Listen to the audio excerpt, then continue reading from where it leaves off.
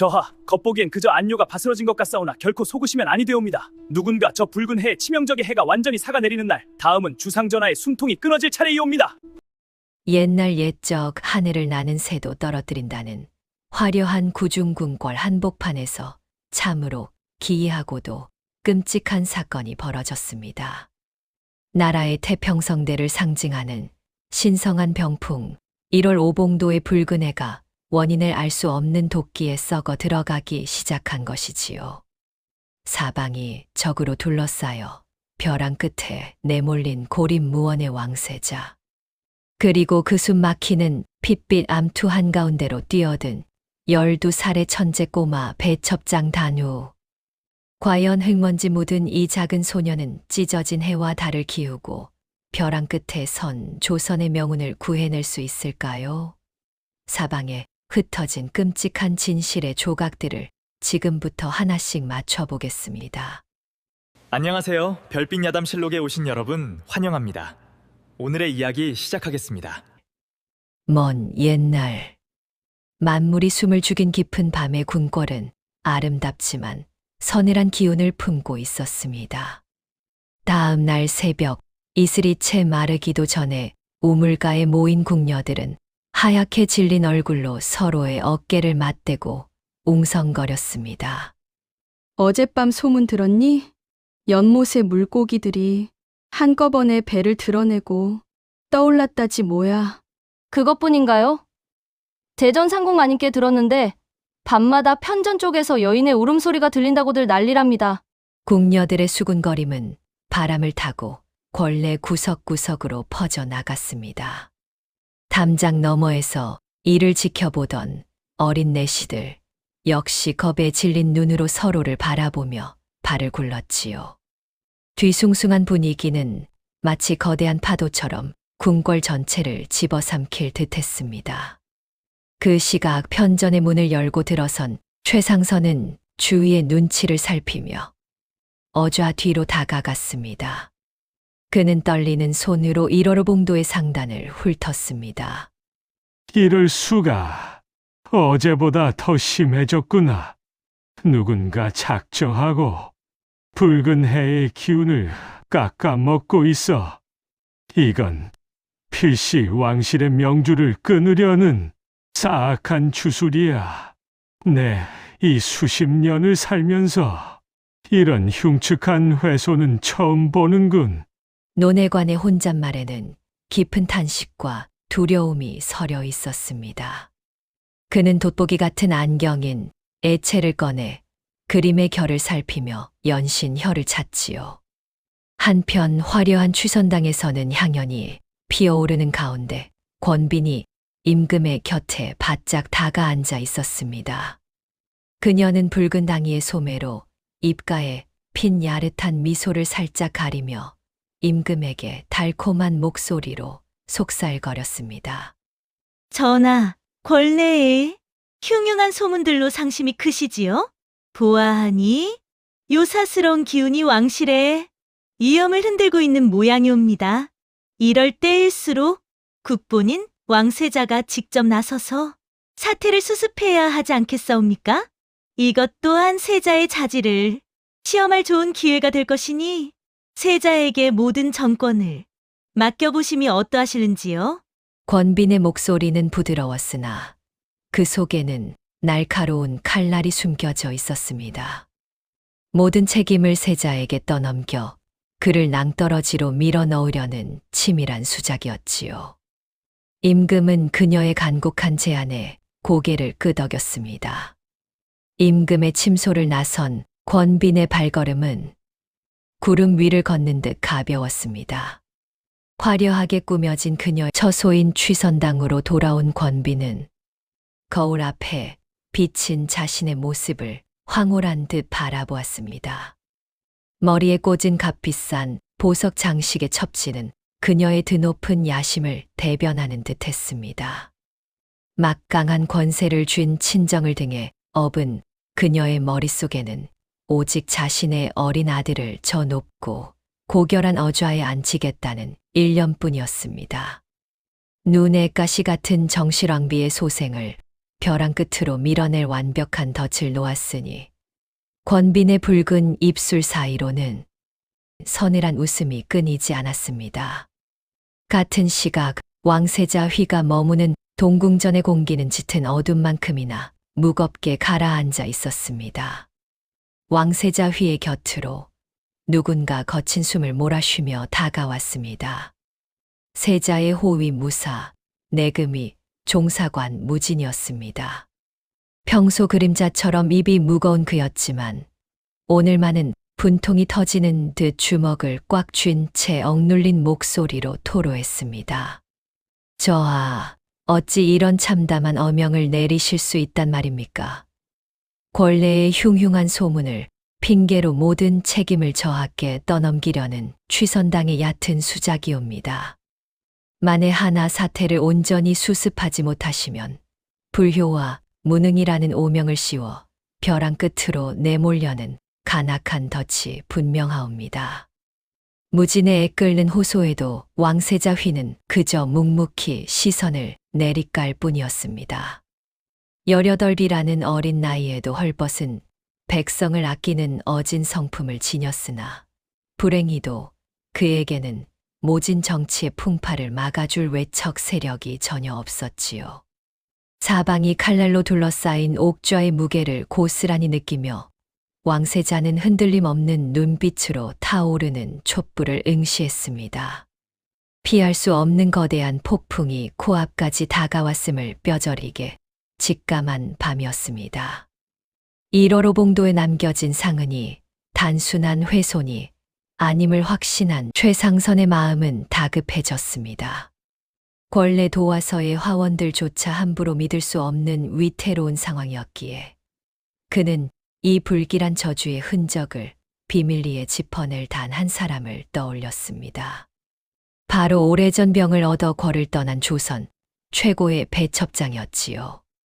최상선은 눈에 띄는 짙은 초록색 달령을 벗어 던지고 수수한 평복 차림의 갓을 깊게 눌러쓴 채 누구의 눈에도 띄지 않게 은밀히 궐문 밖을 나섰습니다. 오랜만에 마주한 도성의 저작거리는 활기가 넘쳤으나 늙은 내관의 발걸음은 무겁기만 했습니다. 수소문 끝에 늙은 배첩장의 거처를 향해 바삐 걸음을 옮기던 중 그의 발길을 붙잡는 작은 소란이 일었습니다. 길가에 난전을 펼친 한 장사치가 지나가는 양반에게 값비싼 명화라며 한껏 너스레를 떨고 있었지요.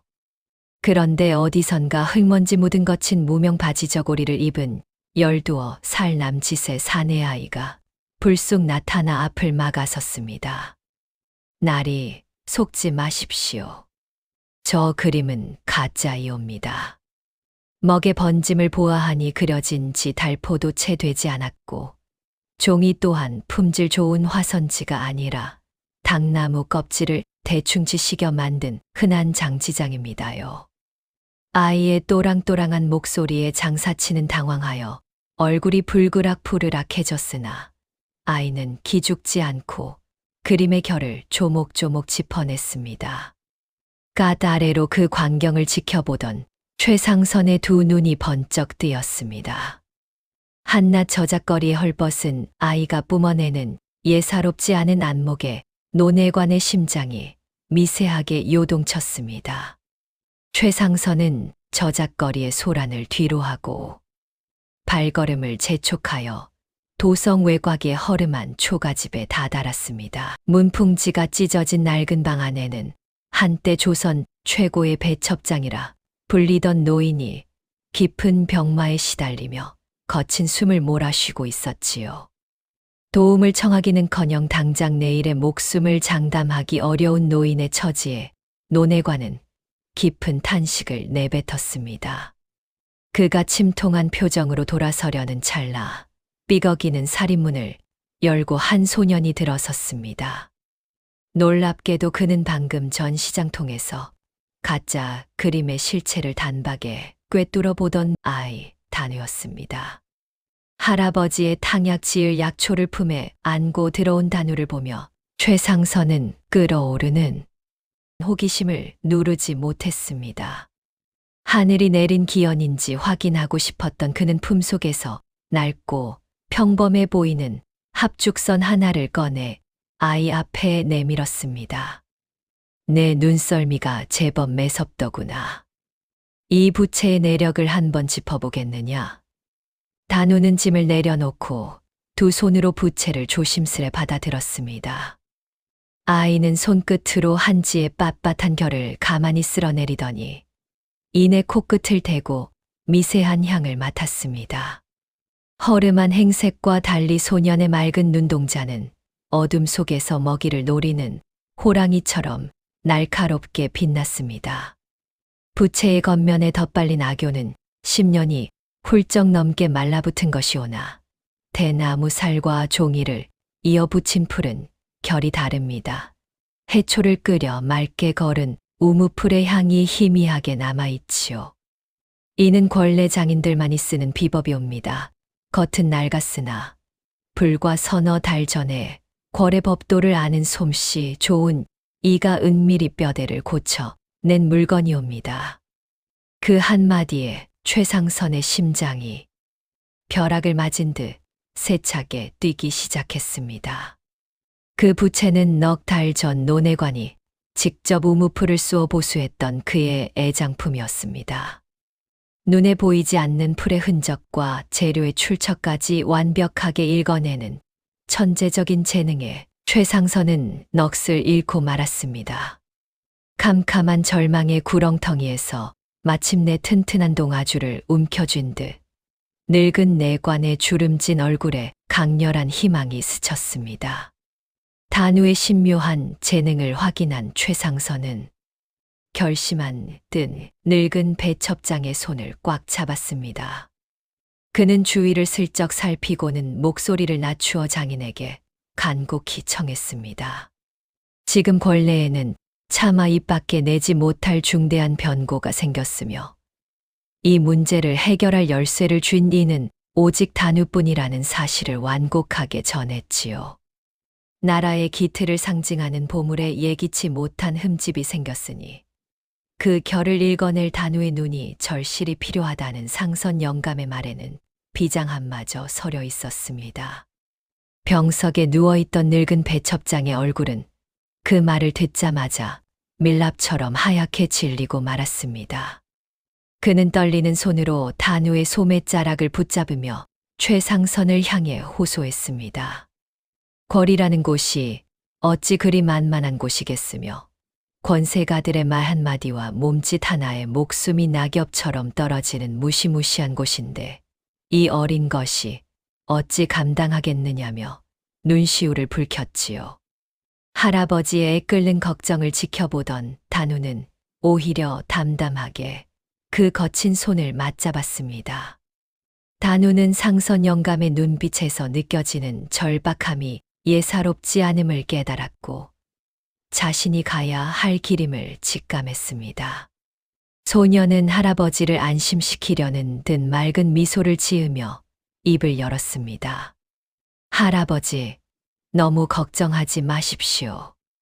제 재주가 나라의 큰일을 돕는 데 쓰인다면 그것보다 더한 영광이 어디 있겠습니까?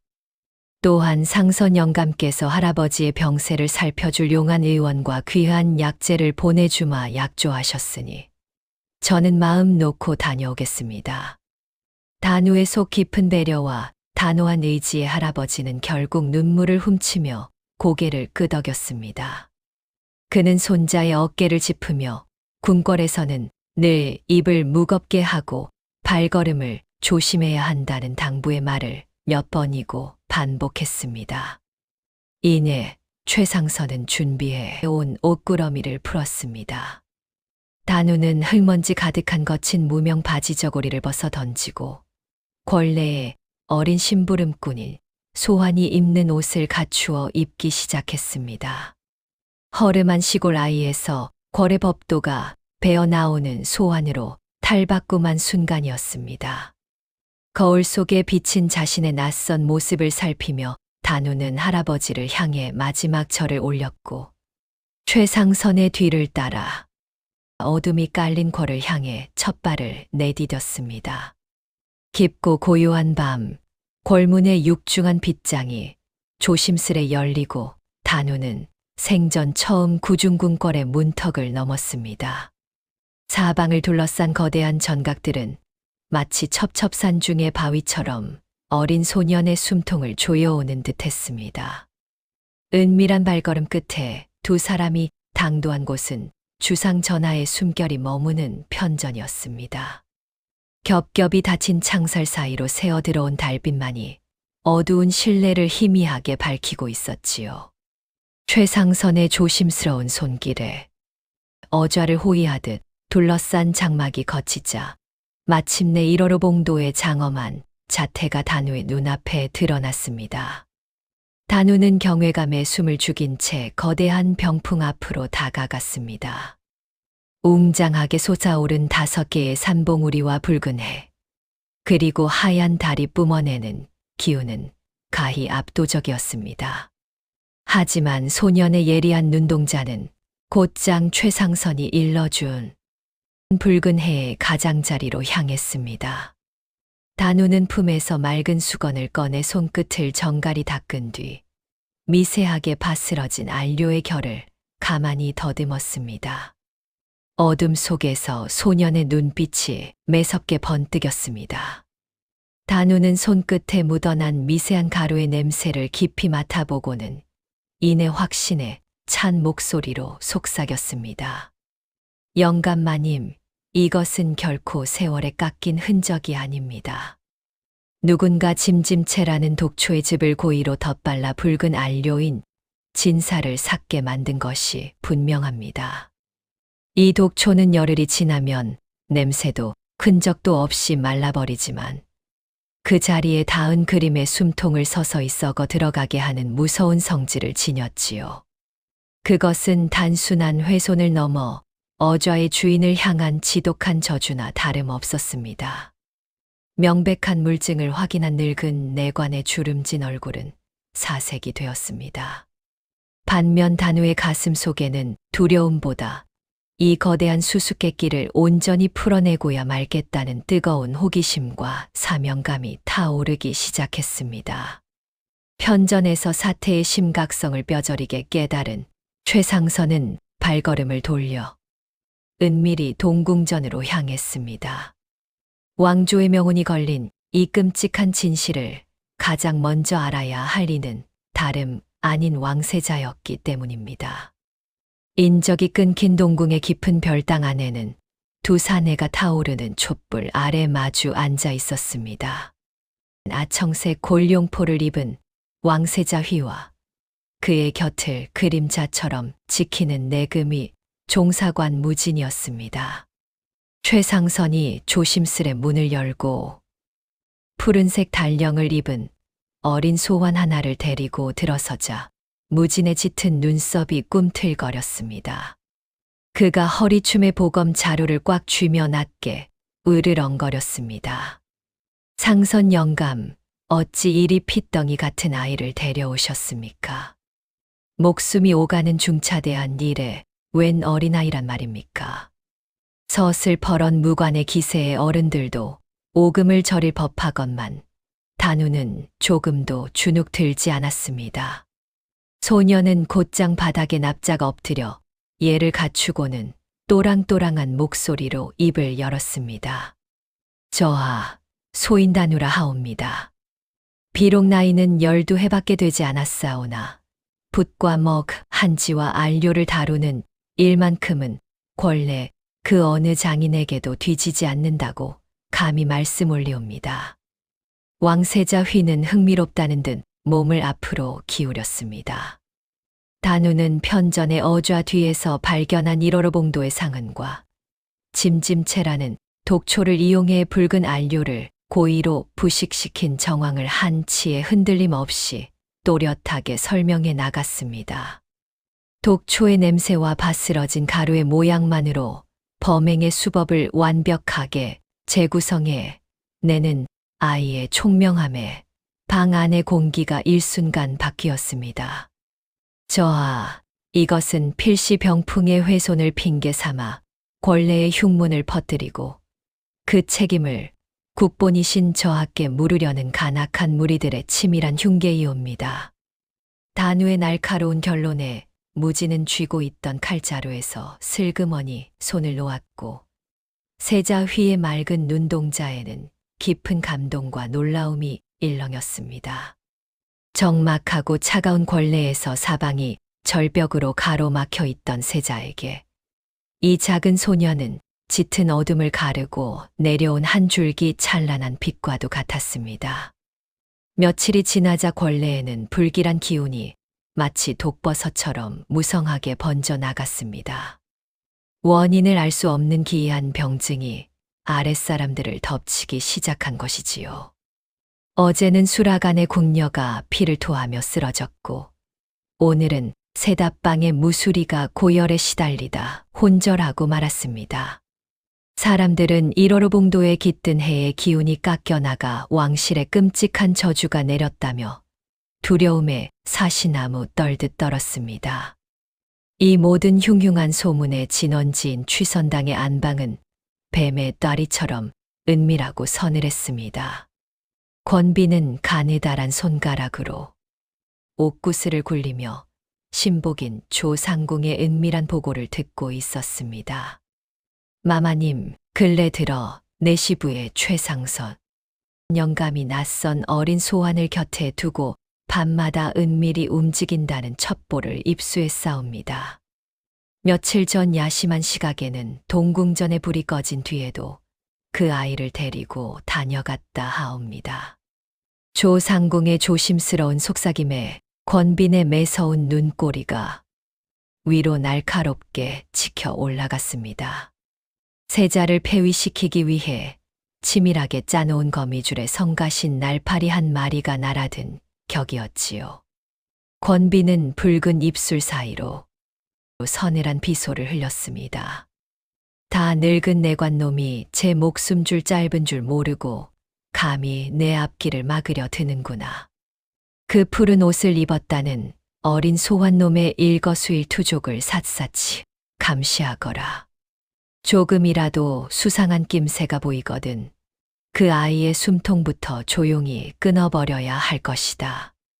취선당을 감싼 검은 그림자는 이제 노내관과 어린 단우의 목줄을 향해 소리 없이 다가오고 있었습니다. 평화로워 보이는 거래 담장 너머로 수십 개의 번뜩이는 감시의 눈길이 일제히 두 사람을 옥죄기 시작했지요. 권례에 번지는 괴질의 원인을 찾기 위해 단우는 늦은 밤까지 내의원 주변에 버려진 약재 찌꺼기들을 살피고 서고의 옛 기록들을 뒤적였습니다. 어린 소환의 진한 푸른색 달령 소매의 끝이 흙먼지로 까맣게 물드는 것도 모른 채 소년의 맑은 눈동자는 어둠 속에서 매섭게 빛났습니다. 문득 낮에 알아누운 세답방 무수리와 수라간 궁녀들의 붉게 부어오른 손등과 목덜미를 목격했던 기억이 단우의 머릿속을 스치고 지나갔습니다. 환자들의 피부에는 하나같이 붉은 반점이 돋아 있었고 거친 숨결에서는 미세한 쇳내가 났지요. 아이는 무언가 번뜩 깨달은 뜬 낡은 서책을 덮으며 자리에서 벌떡 일어났습니다. 흩어져 있던 의문들이 하나의 끔찍한 진실로 맞추어지는 순간이었습니다. 다음 날 새벽 간우는 아무도 모르게 최상선과 무진을 후원의 인적이 드문 전각 뒤편으로 불렀습니다. 무진의 붉은 천릭 자락이 차가운 아침 이슬에 젖어드는 것도 아랑곳하지 않고 단우는 품에서 작게 뭉친 종이 다발을 조심스레 펼쳐 보였습니다. 영감마님 종사관 나리. 권례에 도는 흉흉한 병은 귀신의 짓도 하늘의 저주도 아닙니다. 바로 이 붉은 가루가 원인입니다. 단우가 펼친 한지 안에는 1월 봉도의 붉은 해 가장자리에서 긁어낸 아주 미세한 안료, 가루가 담겨 있었습니다. 소녀는 또랑또랑하지만 단호한 목소리로 숨겨진 비밀을 털어놓았습니다. 짐짐체의 독성이 붉은 진사 안료와 엉겨붙어 사가 내리면 눈에 보이지 않는 아주 독한 먼지가 되어 흩어집니다. 편전의 어좌 주변을 청소하던 나인들이 빗질을 하며 그 가루를 들이마셨고 그 묻은 손으로 수라를 짓고 빨래를 하였으니 독이 바람을 타고 궐 전체로 퍼져나간 것입니다. 단우의 날카로운 설명에 늙은 논외관은 경악으로 턱을 떨었고 곁에 선 젊은 무관은 보검의 자루가 부서져라 꽉 쥐었습니다. 취선당의 무리들은 단순히 신성한 병풍을 훼손하는 것을 넘어 독가루로 가짜 전염병을 조장했던 것입니다. 궐 안을 공포로 몰아넣은 뒤 그 모든 책임을 국본인 왕세자에게 덮어 씌우려는 극악무도한 흉계였지요. 참으로 소름 끼치도록 치밀하고 잔혹한 덫이 아닐 수 없었습니다. 핏빛 독가루가 마치 거대한 독사의 혀처럼 궁궐 전체를 서서히 올가매고 있었음을 깨달은 세 사람은 뼈에 사무치는 서늘함을 느끼며 침통하게 숨을 골랐습니다.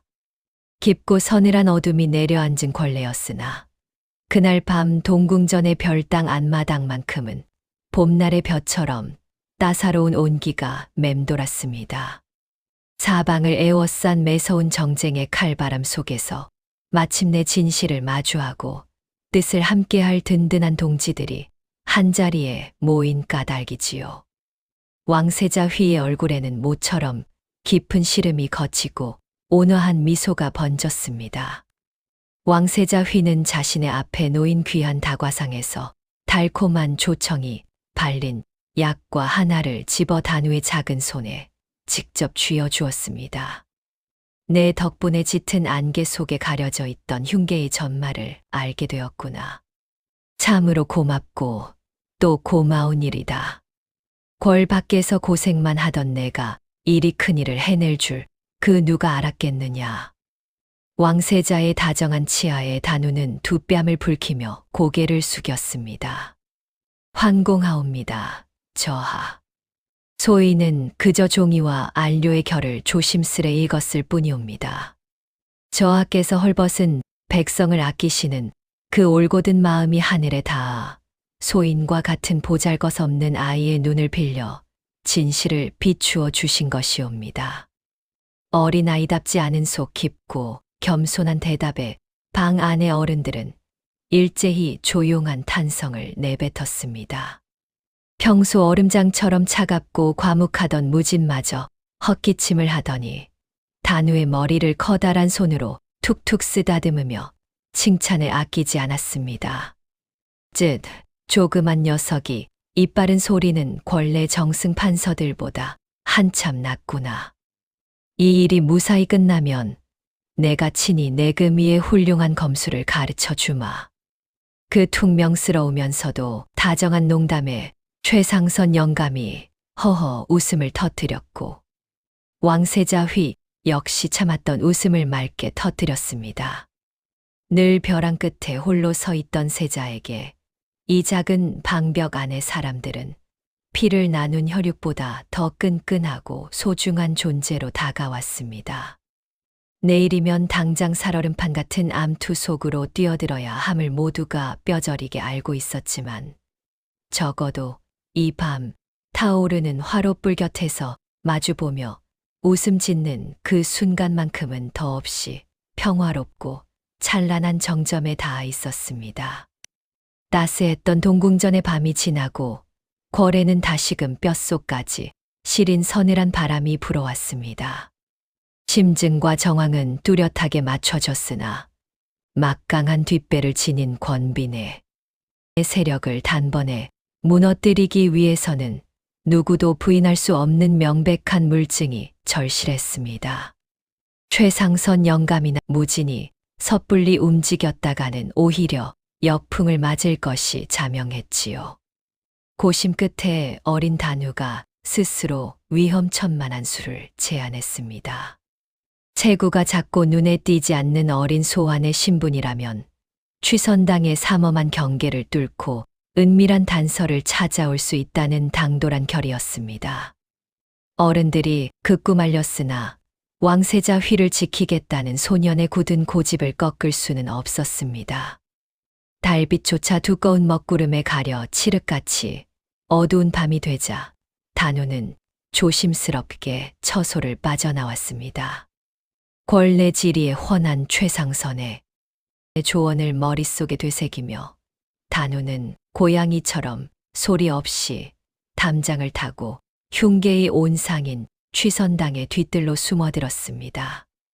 화려한 금박으로 치장된 붉은 당의를 입은 권빈의 오만함을 과시하듯 그녀의 처소는 늦은 밤에도 곳곳에 밝은 불을 켜두고 나인들이 쉴 새 없이 보초를 서고 있었습니다. 단우는 숨을 죽인 채 커다란 장독대 뒤에 좁은 틈새에 몸을 웅크렸습니다. 순찰을 도는 궁녀들의 비단 치맛자락이 바스락거리며 곁을 지나갈 때마다 소년의 심장은 당장이라도 가슴 밖으로 튀어나올 듯 세차게 방망이질을 쳤습니다. 이윽고 발소리가 멀어지자 단우는 배첩장의 손자답게 예민한 후각을 곤두세웠습니다. 화려한 모란 향기 사이로 아주 미세하게 섞여드는 비릿하고 매캐한 짐짐체, 독초의 냄새를 추적하기 위함이었습니다. 그 불길한 냄새의 꼬리는 취선당 가장 깊숙한 후원에 자리한 낡은 광으로 이어져 있었습니다. 단우는 녹슨 자물쇠가 엉성하게 걸린 문틈 사이로 잽싸게 몸을 밀어 넣었습니다. 퀴퀴한 곰팡내와 짙은 도끼가 뒤섞인 컴컴한 공간 안에는 낡은 잡동사니들이 널려 있었으나 단우의 눈은 곧장 구석에 은밀히 숨겨진 오칠된 나무 상자를 향했습니다. 떨리는 두 손으로 조심스레 상자의 뚜껑을 열자 그 안에는 붉은 진사 안료와 짐짐체, 독초를 함께 지식이고 섞어 만든 사악한 가루가 묵직한 사기 그릇에 고스란히 담겨 있었습니다. 놀라움은 거기서 끝이 아니었습니다. 가루 옆에는 권빈의 친정인 조대감 댁의 인장이 선명하게 찍힌 은밀한 서찰 다발이 정갈하게 묶여 있었지요. 서찰에는 1호로 봉도를 훼손하고 역병을 위장하여 동궁전을 압박하라는 치밀한 지시가 고스란히 적혀 있었습니다. 그것은 권빈 일당의 모든 흉계를 단번에 입증할 완벽하고도 치명적인 증거였습니다. 단우는 파르르 떨리는 입술을 꽉 깨물며 두 주먹을 불끈 쥐고 서찰과 독가루의 일부를 품속 깊이 갈무리했습니다. 마침내 짙은 어둠 속에 깊숙이 뿌리내린 거대한 악의 실체를 세상 밖으로 끌어낼 결정적인 열쇠를 거머쥔 것입니다. 어둠이 짙게 깔린 취선당의 후원 낡은 광 안, 단우는 품속에 서찰을 챙겨 넣으려다 문틈으로 스며드는 가느다란 달빛에 의지해 서찰의 첫 장을 재빨리 훑어보았습니다. 한지에 적힌 묵직하고 날카로운 필체는 12살 소년의 심장을 단숨에 얼어붙게 만들기에 충분했습니다. 서찰에는 1호로 봉도를 훼손하는 것은 그저 사람들의 시선을 돌리기 위한 얄팍한 미끼일 뿐이라는 충격적인 진실이 적혀 있었지요. 권빈 일당의 진짜 목표는 다름 아닌 주상 전하의 옥체였습니다. 짐짐체의 독가루를 전하께서 매일 드시는 탕약에 미세하게 타서 서서히 병들게 하고 종국에는 목숨을 앗아가려는 끔찍한 반역 도모였습니다. 그렇게 주상 전하께서 승하하시면 권례의 흉흉한 역병을 핑계 삼아 사태를 수습하던 왕세자 휘에게 아비의 탕약에 독을 탄 천인공노할 죄를 뒤집어 씌울 참이었습니다. 아비와 임금을 해친 불충과 불효의 죄인으로 모라세자를 완벽하게 파멸시키려는 참으로 잔혹하고도 소름 끼치는 덫이 아닐 수 없었습니다. 단우의 등줄기를 타고 차가운 식은땀이 폭포수처럼 흘러내렸습니다. 단우는 파르르 떨리는 손으로 서찰을 품속 가장 깊은 곳에 단단히 갈무리하고 조심스레 몸을 일으켰습니다. 그때였습니다. 굳게 닫혀있던 광의 문이 거친 쇳소리를 매며 벌컥 열렸습니다. 횃불의 붉은 불길이 어두운 광 안으로 들이닥치자 단우는 반사적으로 낡은 괴짝 뒤에 좁은 구석으로 몸을 날려 웅크렸습니다. 어둠 속으로 성큼성큼 걸어 들어온 이는 다름 아닌 권빈의 신복인 조상궁과 머리부터 발끝까지 검은 무복을 입은 낯선 사내였습니다. 사내의 허리춤에 번쩍이는 시퍼런 칼날이 그의 정체를 말해주고 있었지요. 내일 밤이 옵니다. 주상 전하의 탕약에 이 독가루를 모두 털어넣으라는 마마님의 엄명이십니다. 만에 하나 일이 터지면 내 놈의 목은 물론이요 삼족을 멸할 것이니 명심하거라. 조상궁의 서늘한 목소리가 광안을 날카롭게 울렸습니다. 단우는 자신의 숨소리조차 들킬까 두려워 두 손으로 입을 강하게 틀어막았습니다. 머리에 쓴 검은 복건이 식은 땀에 흠뻑 젖어 들어갔습니다. 단 촌각도 지체할 수 없는 절박한 순간이었지요. 조상궁과 사내가 독가루가 담긴 사기 그릇을 들고 몸을 돌려 광을 빠져나가려는 찰나였습니다. 바닥을 기어가던 쥐가 건드린 것인지 구석에 숨죽이고 있던 단우의 발끝 위로 낡은 녹그릇 하나가 굴러떨어지고 말았습니다. 쨍그랑 금속이 부딪히는 날카로운 파열음이 칠흑 같은 정적을 무참히 깨뜨려 버렸습니다. 광 안의 공기가 일순간 차갑게 얼어붙었고 무복을 입은 사내가 칼자루를 움켜쥐며 단우가 숨어있는 괴짝 쪽으로 매서운 고개를 돌렸습니다. 그야말로 숨통이 끊어질 듯한 위기였습니다. 사내의 손에 들린 시퍼런 칼날이 단우가 웅크린 낡은 괴짝을 향해 허공을 가르며 내리꽂히려는 찰나였습니다. 벼락 같은 파열음이 취선당 후원의 칠흑 같은 정막을 갈기갈기 찢어 놓았습니다. 우당탕 육중한 장독들이 연달아 박살나는 소리와 함께 밖에서 누군가의 다급한 외침이 들려왔습니다. 거기 누구냐? 취선당 담장을 넘은 수상한 쥐새끼를 당장 잡아라. 예상치 못한 소란에 조상궁과 검은 무복의 사내는 기겁하며 번개처럼 광 밖으로 뛰쳐나갔습니다.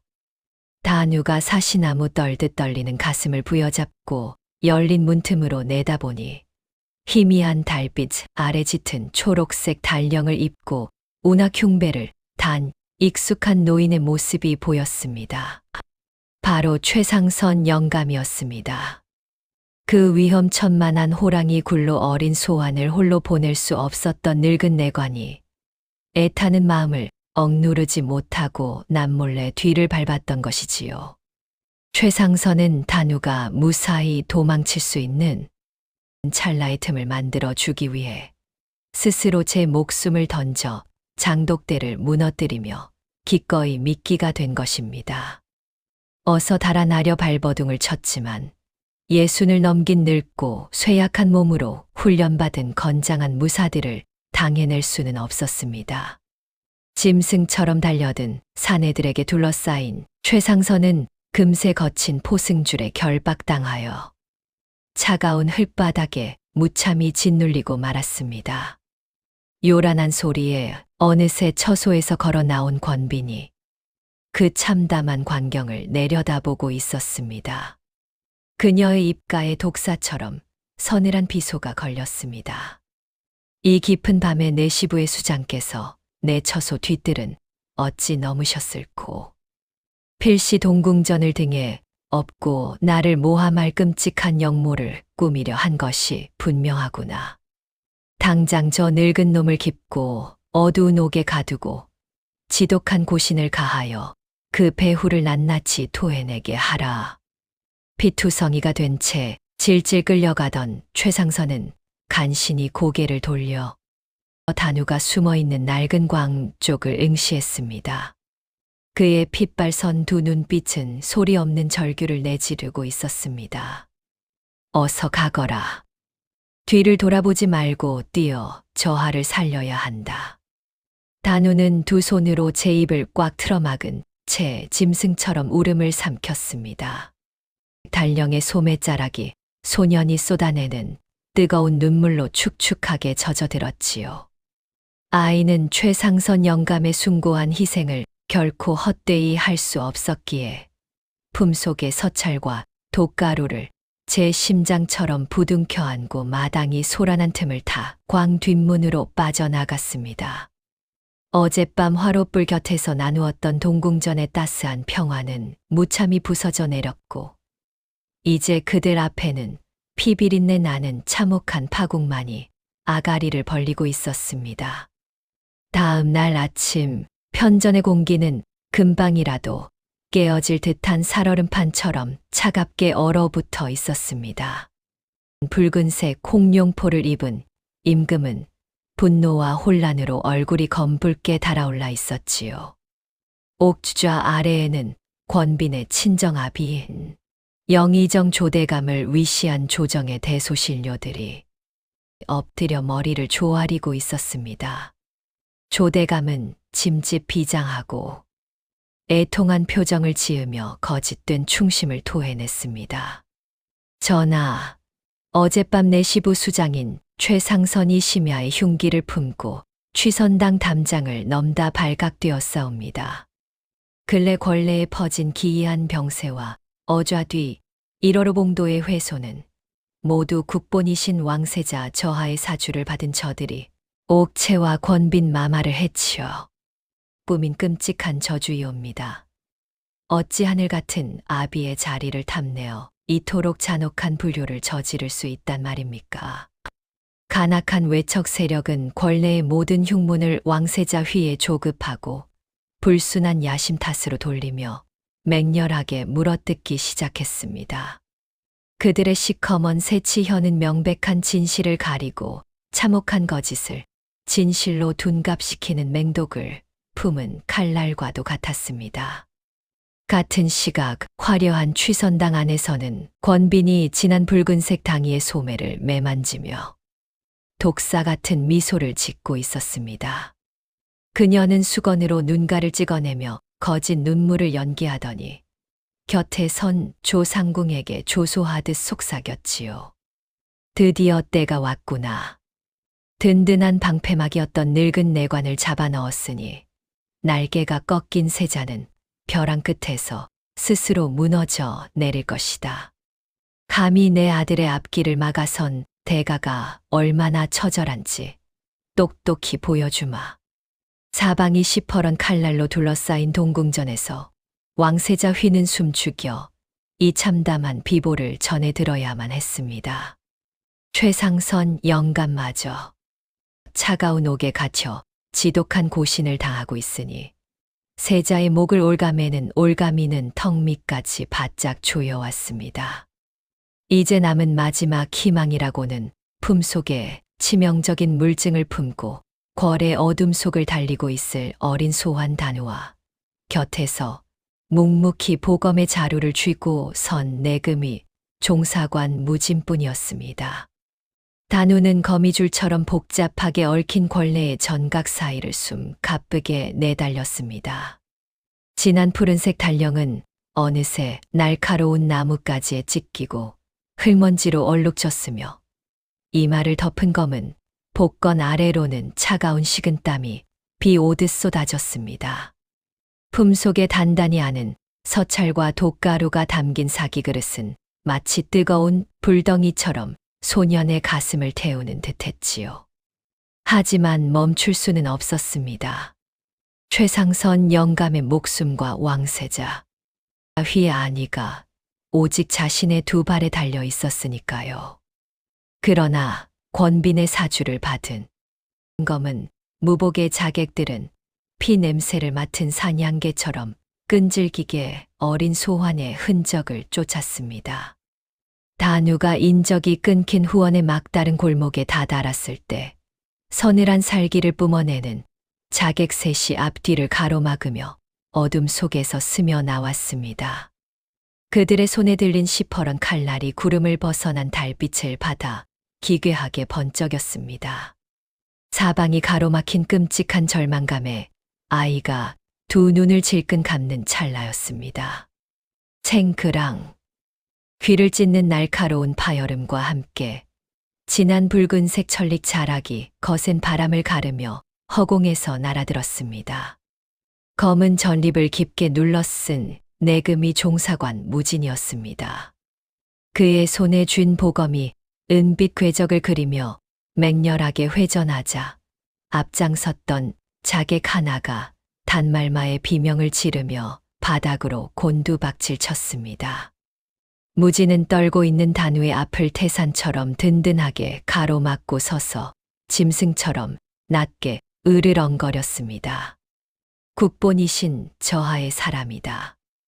이 아이의 터럭 하나라도 건드린다면 내 놈들의 목을 모조리 베어 까마귀의 밥으로 던져주마. 하지만 자객의 수는 그들이 전부가 아니었습니다. 지붕 위와 담장 너머에서 5명의 무리가 추가로 나타나 무진을 원형으로 촘촘히 에워쌌습니다. 일제히 쏘아지는 치명적인 검격을 막아내며 무진은 화려하고도 거칠게 칼을 휘둘렀습니다. 2 자루의 검을 튕겨내고 다른 한 명의 어깨를 베어 넘겼으나 수적인 열쇠는 어찌할 도리가 없었습니다. 등 뒤를 노리고 들어온 자객의 칼날이 무진의 팔뚝과 허리를 깊게 스치고 지나갔지요. 진한 붉은색 천릭 위로 그보다 더 검붉고 뜨거운 피가 왈칵 배어 나왔습니다. 뒤에서 그 참혹한 혈투를 지켜보던 단우는 2 손으로 입을 틀어막은 채 터져 나오는 울음을 삼켰습니다. 무진은 거친 숨을 몰아쉬면서도 결코 단우가 있는 등 뒤로는 단 한 발자국도 물러서지 않았습니다. 단우야, 내 뒤에 바짝 붙어 있다가 길이 열리거든 뒤도 돌아보지 말고 뛰어라. 동궁전으로 가서 저하를 뵙고 이 모든 끔찍한 진실을 전해야 한다. 무진의 피 끓는 외침에 단우는 다시 한번 파르르 떨리는 다리에 힘을 주었습니다. 소년이 눈물을 삼키며 어둠 속으로 몸을 던지는 순간 등 뒤로는 쇠붙이가 부딪히는 끔찍한 파찰음과 무진의 처절한 기합 소리가 밤하늘을 무참히 찢어발기고 있었습니다. 무진의 피 끓는 희생을 뒤로한 채 단우는 숨이 턱 끝까지 차오르도록 어둠 속을 내달렸습니다. 동궁전으로 향하는 길목을 겹겹이 막아선 호위병들의 눈을 피해 후원의 으슥한 숲을 사이로 몸을 숨기려던 찰나 누군가 불쑥 나타나 소년의 얇은 팔목을 낚아챘습니다. 쉿! 소리를 내지 말거라. 널 구해주러 온 사람이니라. 놀라 고개를 든 단우의 시선에 붉은색 관복인 달령을 입고 허리에 옥대를 두른 조정의 대신이 들어왔습니다. 그는 평소 조정에서 중립을 지키며 왕세자 휘에게 우호적인 태도를 보였던 좌의정 송대감이었습니다. 송대감은 인자한 얼굴을 꾸며내며 단우를 후미진 전각 뒤로 이끌었습니다. 최상선이 붙잡혔다는 비보를 듣고 내 급히 나선 참이다. 권빈의 무리들이 혈안이 되어 널 찾고 있으니 내 품에 있는 그 조대감의 서찰과 물증을 일단 내게 맡기거라. 내가 안전하게 세자 저하께 전달해 주마. 인자한 음성의 단우는 일순간 긴장이 풀려 무심코 품속에 서찰 다발을 꺼내려 했습니다. 하지만 그 순간 천재적인 배첩장의 손자인 단우의 머릿속에 번쩍하고 날카로운 섬광이 스쳤습니다. 소녀는 서찰의 내용이나 권빈의 친정아비인 조대감의 이름은 그 누구에게도 발설한 적이 없었습니다. 오직 취선당의 낡은 광에서 서찰을 직접 확인한 자신과 흉계를 꾸민 권빈의 일당만이 아는 진실이었지요. 단우가 흠칫하며 한 걸음 물러서자 송대감에 인자했던 눈빛이 순식간에 탐욕스럽고 서늘하게 돌변했습니다. 그는 처음부터 세자를 도울 생각이 없었습니다. 오직 그 치명적인 약점을 가로채어 권빈과 거래를 하거나 조정을 제 손아귀에 쥐고 흔들 간악한 속셈이었던 것입니다. 이리 내놓으라 하지 않느냐. 본색을 드러낸 송대감이 거칠게 손을 뻗어오는 찰나 단우는 기지를 발휘해 바닥에 있던 흙먼지를 거세게 뿌렸습니다. 으악, 송대감이 두 눈을 감고 비틀거리는 틈을 타 단우는 다람쥐처럼 재빠르게 몸을 돌려 다시금 칠흑 같은 궐의 어둠 속으로 쏜살같이 달아났습니다. 그 누구도 섣불리 믿을 수 없는 참혹한 고립 속에서 소녀는 오직 굳은 신념 하나에 의지의 동궁전을 향한 위태로운 걸음을 이어갔습니다. 날이 밝아오는 편전의 공기는 금방이라도 날카롭게 깨어질 듯 팽팽하게 당겨져 있었습니다. 붉은색 홍룡포를 입은 임금은 옥좌에 앉아 파르르 떨리는 손으로 손거리를 꽉 쥐고 있었습니다. 임금의 눈동자에는 분노와 참담함이 깊게 서려 있었지요. 옥좌 아래에는 영의정 조대감을 비롯한 권빈의 외척 세력들이 일제히 엎드려 짐승처럼 목청을 높였습니다. 전하, 권례에 퍼진 끔찍한 역병과 1호로 봉도의 훼손은 모두 국본이신 왕세자 저하의 불순한 야심에서 비롯된 참극이옵니다. 다 늙은 내시부 수장을 앞세워 권례를 어지럽히고 민심을 흉흉하게 만들었으니 이는 하늘이 노할 불충이자 불효이옵니다. 속히 세자를 폐위하시어 왕실의 기강을 바로잡으시옵소서.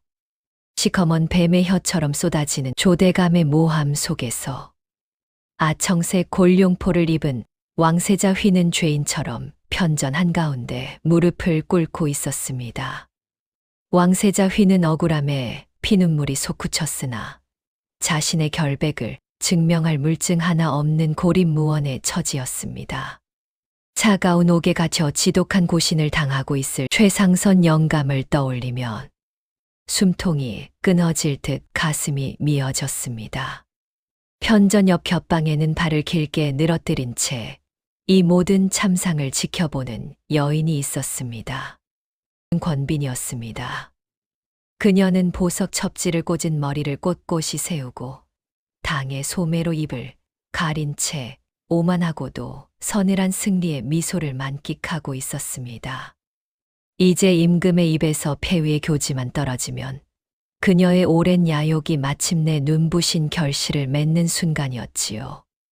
임금이 깊은 탄식을 내뱉으며 무거운 입을 열었습니다. 세자 휘는 듣거라.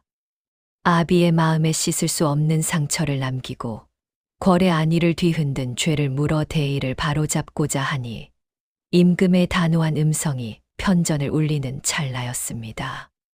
쾅, 천둥이 치는 듯한 벼락 같은 소리와 함께 편전의 굳게 닫힌 견문이 거칠게 부서지듯 열렸습니다.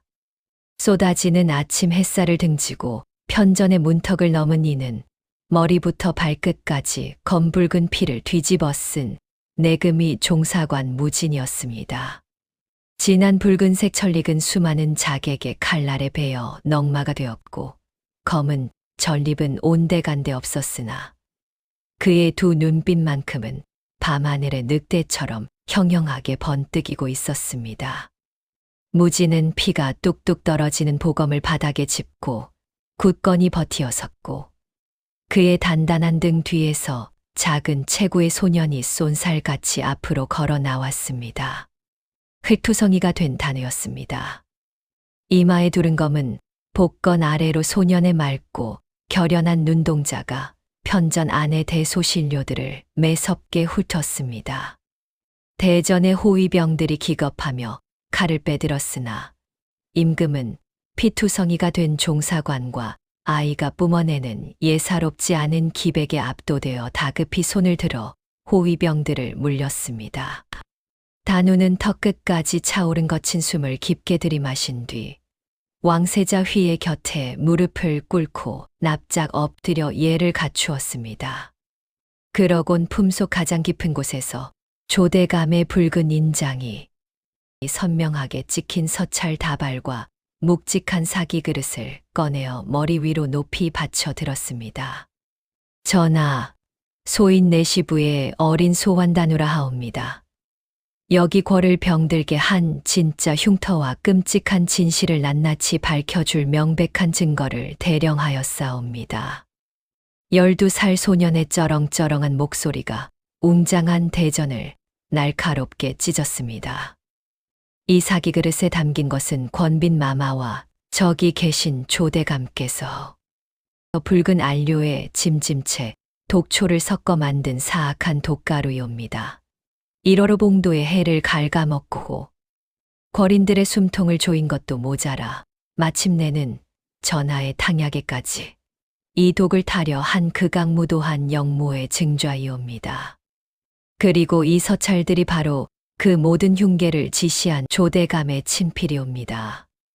단우의 입에서 터져나온 충격적인 진실의 편전의 공기는 일순간 꽁꽁 얼어붙었습니다. 기고만장하던 조대감의 얼굴은 순식간에 잿빛으로 질려 바닥으로 고꾸라졌고 겹방의 발 뒤에서 미소 짓던 권비는 숨을 들이마시며 비틀거렸습니다. 벼랑 끝으로 내몰렸던 왕세자 휘의 맑은 눈동자에 마침내 뜨거운 생기가 돌기 시작했습니다. 그 편전하는 거친 숨소리조차 들리지 않을 만큼 무거운 정적에 휩싸였습니다. 임금은 떨리는 손으로 옥좌의 손거리를 부여잡고 단우를 매섭게 노려보았습니다. 내 이놈, 감히 어전에서 영모를 논하다니. 그 말이 단 한치라도 거짓이라면 내 놈의 목은 물론이요, 세자의 안위 또한 무사하지 못할 것이다. 어서 그 증좌를 내 눈앞에서 명백히 증명해 보이거라. 임금의 불호령에 영의정 조대감은 사시나무 떨듯 떨면서도 간악한 새 치혀를 놀렸습니다. 전하, 어찌 저런 천한 핏덩이의 헛소리에 귀를 기울이시옵니까? 저것은 필시 세자 저하께서 꾸며낸 비열한 모함이옵니다. 하지만 단우는 조금도 주눅 들지 않았습니다. 피와 흙먼지가 묻은 진한 푸른색 달령을 단정히 여미고는 맑고 또랑또랑한 목소리로 임금에게 청했습니다. 전하, 맑은 물 한 그릇과 하얀 면포 한 장을 내어 주시옵소서. 임금의 끄덕임에 곧바로 물과 면포가 대령되었습니다. 단우는 대전 한가운데로 걸어나가 품에서 꺼낸 사기 그릇 안에 붉은 가루를 하얀 면포 위에 조금 덜어냈습니다. 그러고는 맑은 물을 몇 방울 떨어뜨렸지요. 전하, 본디 그림에 쓰이는 붉은 안료인 진사는 물에 닿으면 맑은 선홍빛을 띠며 곱게 풀어지옵니다. 하오나 짐짐채라는 맹독성 풀의 즙과 섞인 이 가루는 보시다시피 검붉은 색으로 변하며 역겨운 쇳내를 풍기게 되옵니다. 단우의 말대로 물이 닿은 가루는 기괴한 거품을 일으키며 시커멓게 변색되었고 편전 안에는 금세 코를 찌르는 매캐하고 비릿한 냄새가 진동했습니다. 이어서 단우는 어좌 뒤를 든든하게 받치고 있는 거대한 1월호 봉도 앞으로 다가갔습니다. 소녀는 임금의 허락을 구한 뒤 젖은 면포로 훼손된 붉은 해의 가장자리를 조심스레 닦아내었습니다. 놀랍게도 1월호 봉도의 붉은 해에서 묻어나온 가루 역시 사기 그릇에 독가루와 똑같이 검붉게 변하며 소름 끼치는 쇳내를 뿜어냈습니다. 나아가 근래 권례에서 쓰러진 궁녀들의 증세를 떠올려 보시옵소서. 그들의 피부에는 붉은 반점이 돋았고 거친 숨에서는 쇳내가 났사옵니다. 1월호 봉도에 발라둔 이 독이 사가 공기 중으로 흩어졌고 편전을 청소하던 나인들이 그 맹독을 마시어 병을 얻은 것이옵니다. 저들은 이 끔찍한 가짜 역병을 만들어 조정을 혼란에 빠뜨렸사옵니다. 대소신료들은 경악을 금치 못하며 웅성거리기 시작했습니다. 단우의 날카로운 추리는 여기서 멈추지 않았습니다. 이 독가루를 단단히 뭉치기 위해 쓰인 풀은 궐 밖에서는 구할 수 없는 최고급 우무풀과 아교이옵니다. 최근 권례에서 이 귀한 아교를 대량으로 내어간 곳은 오직 권빈 마마의 처소인 취선당뿐이라는 사실을 장부에서 확인하실 수 있을 것이옵니다. 과거 시장통에서 낡은 부채의 우무풀 냄새만으로 출처를 단박에 짚어내던 단우의 천재적인 안목이 이 나라의 운명을 뒤바꾸는 결정적인 칼날이 되어 빛을 발하는 순간이었습니다. 조대감이 핏발선 눈으로 발악하며 소리쳤으나 단우는 마지막 쐐기를 박듯 조대감의 붉은 인장이 찍힌 서찰 다발을 임금의 단상 위로 공손히 올렸습니다. 전하, 이 서찰의 필체와 붉은 도장을 확인하여 주시옵소서. 전하의 탕약에 이 맹독을 타서 옥체를 해하고 국본이신 왕세자 저하께 모든 죄를 뒤집어 씌우려는 영모의 전말이 낱낱이 적혀 있사옵니다. 임금이 떨리는 손으로 서찰을 펼쳐 들었습니다. 그 안에는 자신의 장인인 조대감의 익숙한 필체로 적힌 참혹한 반역의 계획이 빼곡히 담겨 있었습니다. 탕약의 독을 타는 날짜까지 어느 하나 부인할 수 없는 완벽하고도 치명적인 물증이었습니다. 밝은 붉은색 홍룡포를 입은 임금의 두 눈에서 분노의 불길이 무섭게 타올랐습니다. 아청색 골룡포를 입고 무릎을 꿇고 있던 왕세자 휘는 마침내 참았던 뜨거운 눈물을 쏟아냈습니다. 어리고 보잘것없는 소환단우가 그 누구도 반박할 수 없는 완벽한 추리와 지식으로 벼랑 끝으로 내몰렸던 왕세자를 구하고 거대한 악의 숨통을 단숨에 끊어버린 통쾌한 역전이었습니다. 편전하는 그야말로 거대한 폭풍이 휘몰아친 듯했습니다.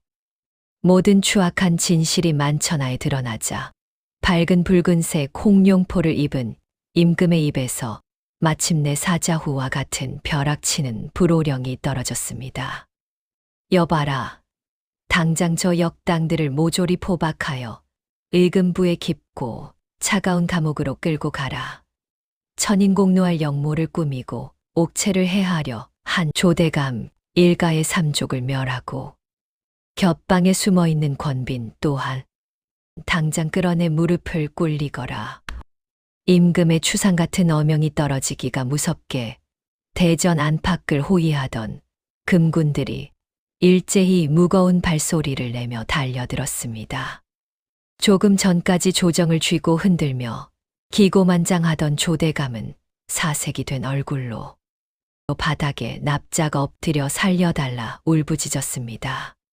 하지만 그의 비참한 곡성은 서늘한 칼바람 속에 허무하게 흩어질 뿐이었지요. 곧이어 곁방의 발이 거칠게 거치고 진한 붉은색 당의를 입은 권빈이 금군들에게 양팔을 결박당한 채 편전 한가운데로 질질 끌려 나왔습니다. 그녀가 그토록 자랑하던 눈부신 황금빛 금방 무늬는 흙먼지에 얼룩졌고 머리에 꽂았던 화려한 보석 첩지는 이미 땅바닥에 처참하게 나뒹굴고 있었습니다. 권빈은 헝클어진 머리로 표독스러운 눈빛을 쏘아보며 어린 단우와 세자 휘를 향해 끝까지 저주의 말을 내뱉었지만 그것은 이미 꺾여버린 악의 초라한 몸부림에 불과했습니다. 그 찰나의 순간이었습니다. 조대감의 뒤를 따르던 신복 무사 하나가 마지막 발악으로 품속에서 예리한 비수를 꺼내어 진한 푸른색 달령을 입은 어린 단우의 목숨을 노리고 맹수처럼 몸을 날렸습니다.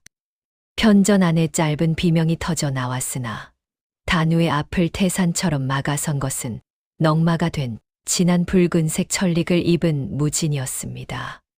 수많은 자객의 칼날에 베어 온몸에서 검붉은 피가 뚝뚝 떨어지는 와중에도 내금이 종사관 무진의 눈빛은 밤하늘의 매처럼 예리했습니다. 그의 손에 쥐어진 보검이 번개처럼 맹렬하게 허공을 갈랐습니다.